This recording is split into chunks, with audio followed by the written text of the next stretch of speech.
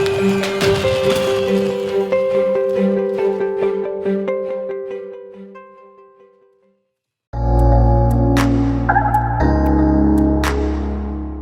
Department of Psychology is here with a very informative show. We are going to talk about the scope of psychology, mental health and psychological challenges, the counseling and therapeutic interventions to cope up with those challenges. So, don't forget to watch A very different show, Psychologist of ISP.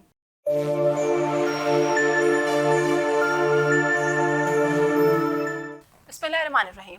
Assalamu alaikum. I am Uzma Saeed and I am field scholar from the Department of Psychology, ISP. Here I welcome you to another informative episode of Psychology Unplugged. आज हम जिस मौजू पर बात करने जा रहे हैं वो है mental health and changing climate. इस मौजू पर बात करने के लिए आज हमने इनवाइट किया है mister Hasnain Mustafa and mister Usama Iftikhar. अस्सलाम वालेकुम। वालेकुम अस्सलाम। जैसा कि आप साइकोलॉजी डिपार्टमेंट के एमफिल स्कॉलर्स हैं, तो हसनैन मैं आपकी तरफ आऊँगी, आप इस मौजू के बारे में अपनी क्या राय देना चाहेंगे ऑडियंस को?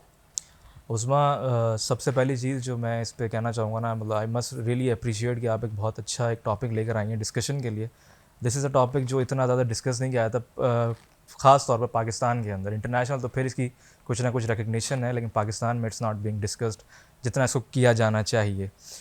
ऑडियंस को इस टॉपिक पे समझाने से पहले ना, या इसकी बात करने से पहले, हमें क्लाइमेट चेंज के हवाले से थोड़ा सा गाइड करने की ज़रूरत है।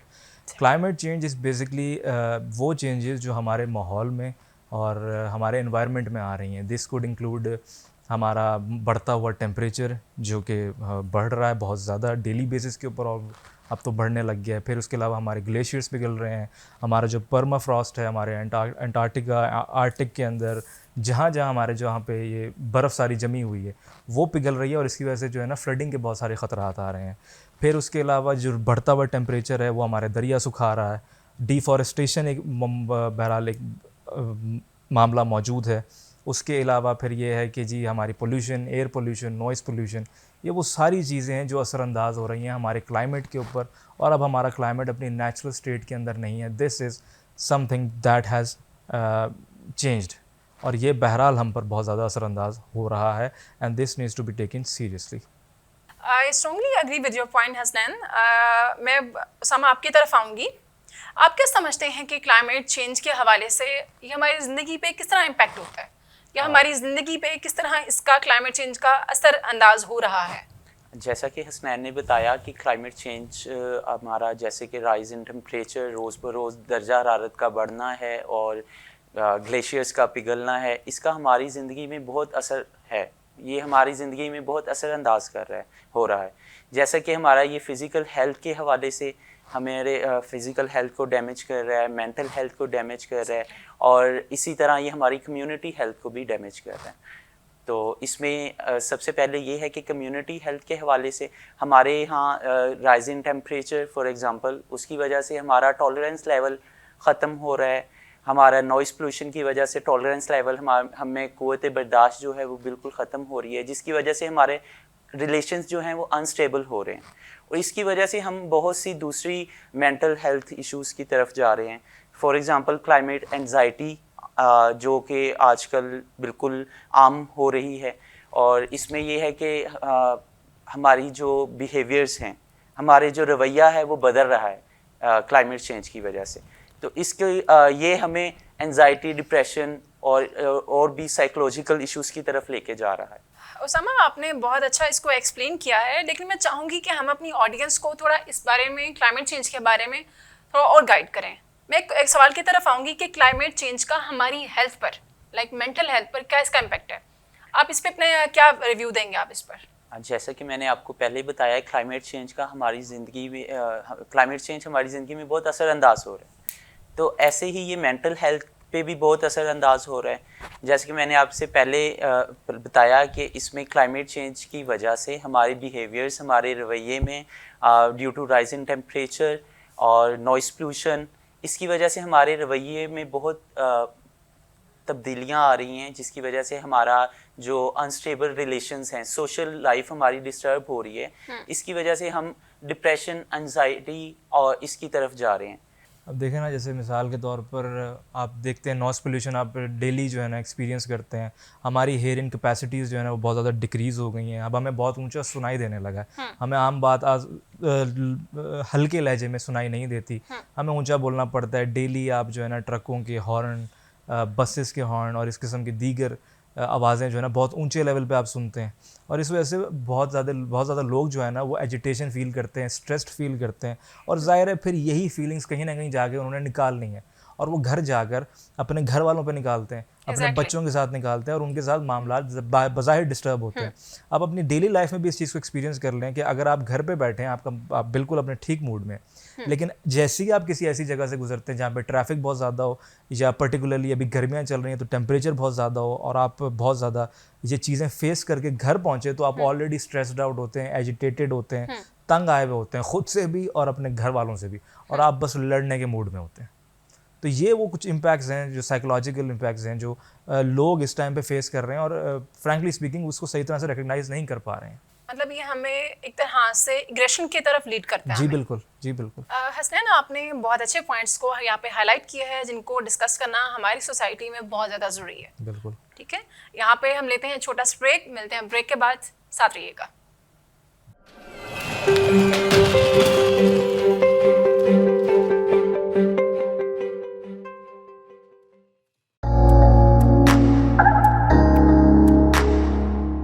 The Department of Psychology is here with a very informative show. We are going to talk about the scope of psychology, mental health, and psychological challenges. The counseling and therapeutic interventions to cope up with those challenges. So, don't forget to watch a very different show, Psychologist of ISP.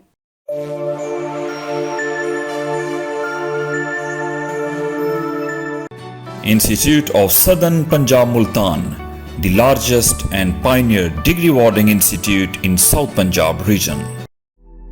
कुछ बातें सनफ नाजुक की diary से, गुफ्तगू कुछ लड़कियों के अपने अंदाज में, इल्म की कोई हद नहीं, मेरी उड़ान का आसमां बहुत वसी है, वजूद जन से है तस्वीर कायनात में रंग, इसी के साज से है जिंदगी का सोज़े दुरूद।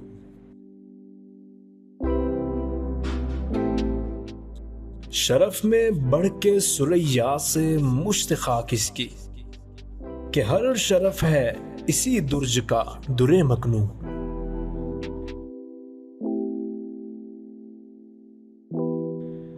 मकाले माते फला तू न लिख सकी, लेकिन इसी के शोले से टूटा शरारे अफलातून।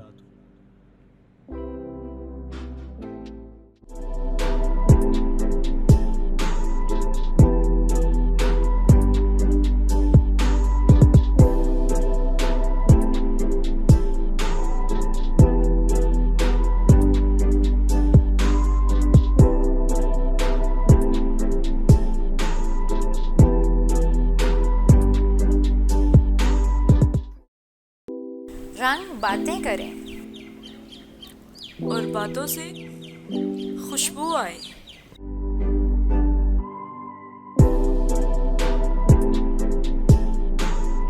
वजूद जन।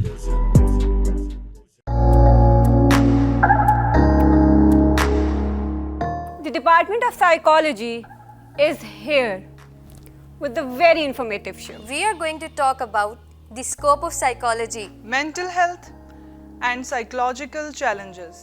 The counseling and therapeutic interventions to cope up with those challenges.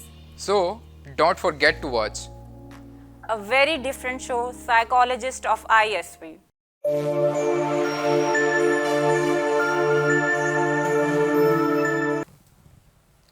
Welcome back नाजरीन। जैसा कि आप जानते हैं, ब्रेक से पहले हम क्लाइमेट चेंज और मेंटल हेल्थ के रिलेशन के बारे में बात कर रहे थे। अब मैं आना चाहूँगी हसनैन की तरफ और इस पे मज़ीद बात करते हैं। हसनैन, जैसा कि आप जानते हैं हसनैन, हमने क्लाइमेट चेंज के बारे में बात कर ली, ठीक है, उसके अलावा क्लाइमेट चेंज का हमारी मेंटल हेल्थ पर क्या इफेक्ट है, इसके बारे में हमने बात कर ली.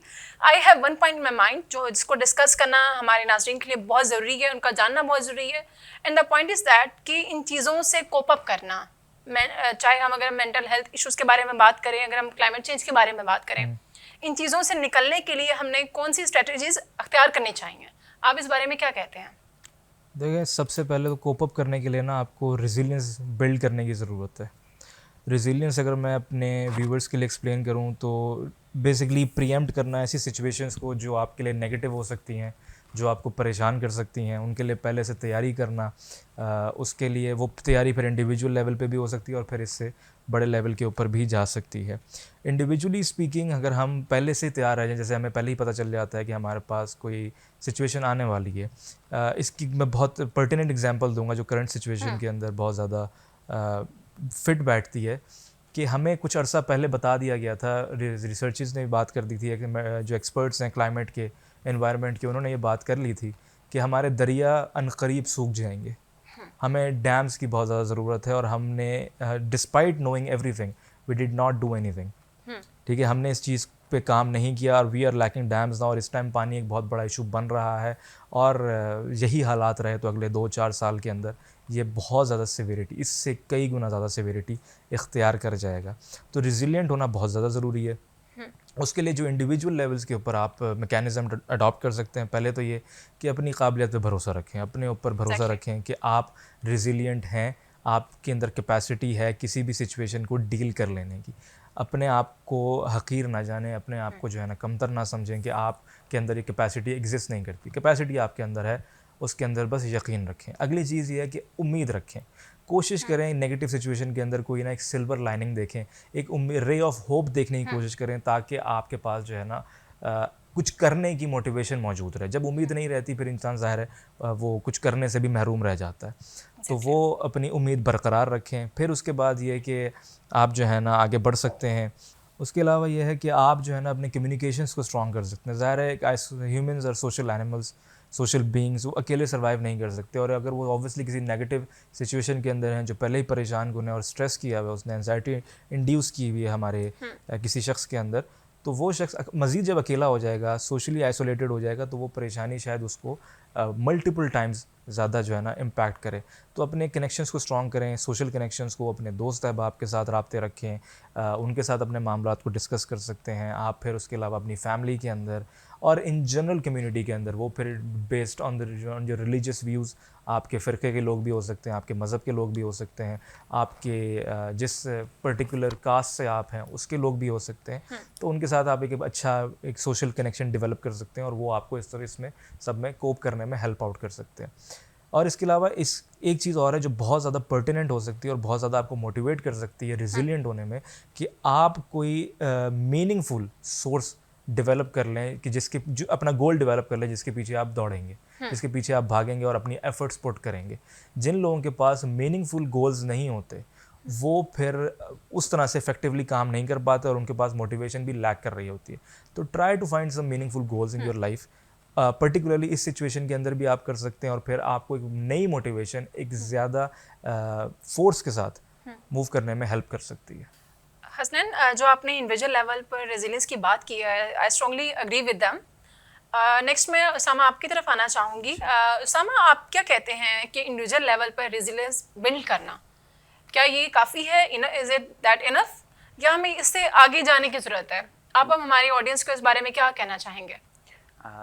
जैसा कि हसनैन ने बताया कि इंडिविजुअल लेवल पे हमें रेजिलियंस और इसको कॉप अप करने के लिए ज़रूरी है कि इंडिविजुअल लेवल पे हम अपने मामलात करें. इससे ज़्यादा ज़रूरी मेरी नज़र में, मेरे ख्याल में ये है कि हमें इसको आगे भी लेके जाना चाहिए. हमें इसको कम्युनिटी लेवल पे कोप अप करने के लिए स्ट्रेटजीज़ अपनानी चाहिए और स्मार्ट गोल्स रखने चाहिए या एक्टिविटीज़ जो भी है. जैसा कि हमें सबसे पहले जो रूट कॉज है इन्वायरमेंटल चेंज या क्लाइमेट चेंज के हवाले से, वो है डिफॉरेस्टिंग है. तो हमें उससे पहले, सबसे पहले तो ये है, हमें उससे बचना चाहिए. हमें दरख्त वगैरह इससे, और ये जो ग्रीनरी है, सब्ज़ा है, इसे नहीं काटना चाहिए बिल्कुल भी. और दूसरा ये है कि हमें फॉसिल गैसेस, ऑयल्स, इसको जलाने, ये जितना कम से कम हो सके इसको करना चाहिए. जो कि हमारे ये कम्युनिटी लेवल पे हम कर सकते हैं। और दूसरा ये है कम्युनिटी लेवल पे हम इसी कोप करने के लिए जो लोग जो सोसाइटीज़ या जो भी लोग हैं जो ऑलरेडी पहले डिफरेंट इश्यूज में मुब्तला हैं मसाइल में, वो उसमें अगर क्लाइमेट चेंज भी आ जाएगा तो वो दूसरे मसाइल के साथ साथ इस मसाइल को हल करने में वो नहीं आ सकते, वो डिफरेंट स्ट्रेटजीज बिल्कुल अपना नहीं सकते। तो हमें इंडिविजुअल लेवल के साथ साथ कम्युनिटी लेवल पे, नेशनल लेवल पे, इंटरनेशनल लेवल पे डेफिनेटली इसकी अवेयरनेस पे भी काम करना चाहिए और इस पे जो भी स्ट्रेटजीज हम अपना सकते हैं या कर सकते हैं तो उस पे हमें बढ़ चढ़ कर हिस्सा लेना चाहिए। उसामा, मैं आपकी इस पॉइंट से बिल्कुल मुत्तफिक हूँ कि इंडिविजुअल लेवल पर या कम्युनिटी लेवल पर रेजिलियंस को बिल्ड करना हमारे लिए नहायत ज़रूरी है। जी बिल्कुल, I strongly agree with that. Next मैं हसनैन आपकी तरफ आना चाहूँगी कि मेंटल हेल्थ एक्सपर्ट्स जो हैं, ठीक है, इनको इस सारी सिचुएशन में उनका क्या रोल प्ले होना चाहिए?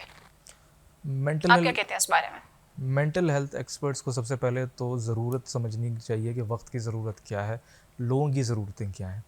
जब आप वो समझ लेंगे ना, फिर आप उनकी तरफ बढ़ेंगे, उनकी काम करने की तरफ बढ़ेंगे कि उनको हम किस तरह से फैसिलिटेट कर सकते हैं इस सारी सिचुएशन के अंदर।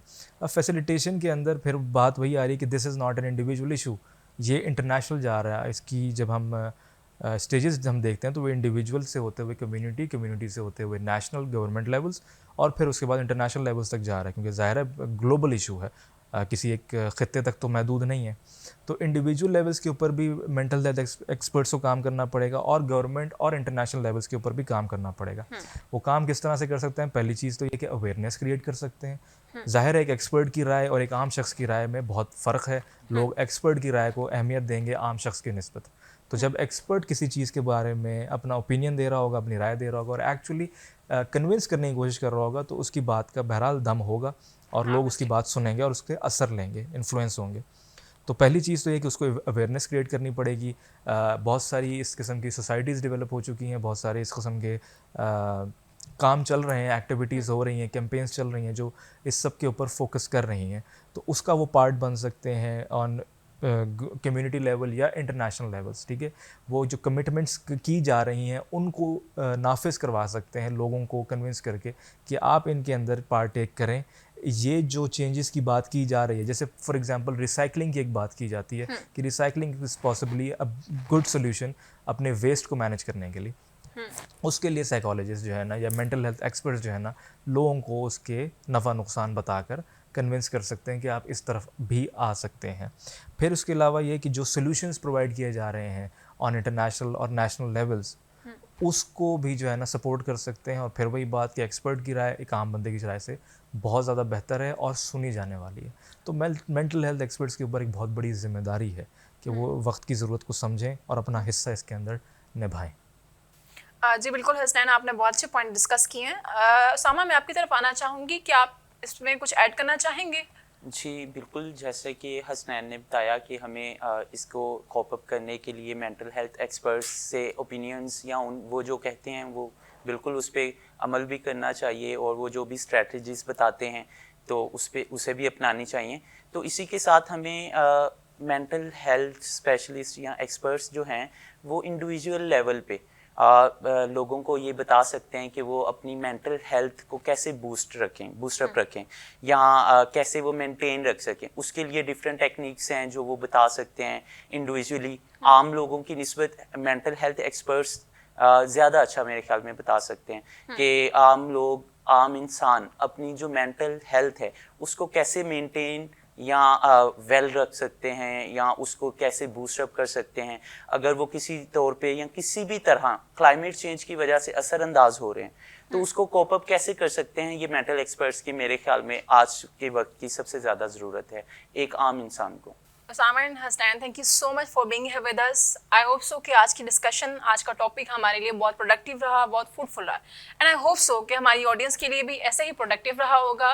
जैसा कि आप जानते हैं कि हमारी सोसाइटी में क्लाइमेट चेंज के बारे में, मेंटल हेल्थ के हवाले से बहुत कम ही टॉपिक डिस्कशन में लेके आया जाता है। So we thought we should take the initiative. So here we are. आज जैसा कि जानते हैं आप, हमने क्लाइमेट चेंज के बारे में बात की, उससे कोप कैसे करना है उसके बारे में बात की। इसकी कॉजेज़ क्या हैं, किन वजूहात पर ये क्लाइमेट चेंज होता है, उनके उसके बारे में बात की।